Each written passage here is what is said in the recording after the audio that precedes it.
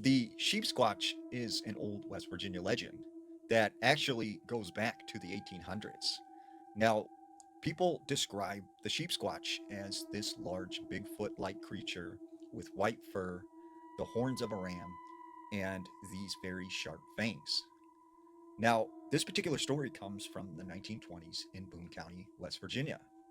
There was this hunter and trapper named Bo, and he sets off on this camping expedition, and he goes with his friend. Well, him and his friend go out and they set all of these traps to catch some beavers.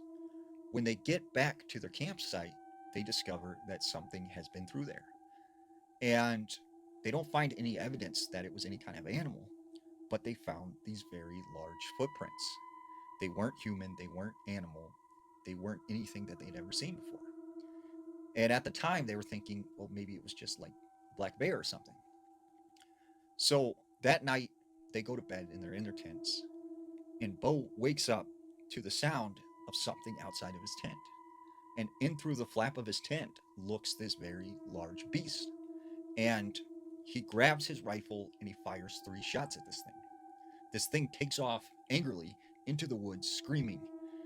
And at the time, still, he thought like this was some sort of bear.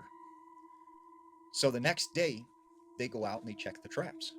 But when they come back to the campsite, it is now completely destroyed. And that's when they got kind of spooked, like something is going on. So that night, Bo said, all right, we're going to stay up. We're going to keep a fire going, and each one of us will take turns watching while the other person sleeps.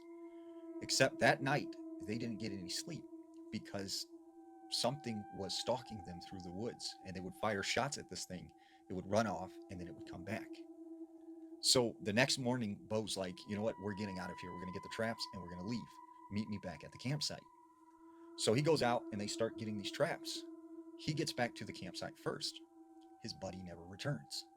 So he goes out looking for him at these spots where they had set the traps. And when he gets to this one particular spot, he discovers his friend laying on the ground. He's half eaten. Something has bitten into his neck, and there are what look like 4 puncture wounds.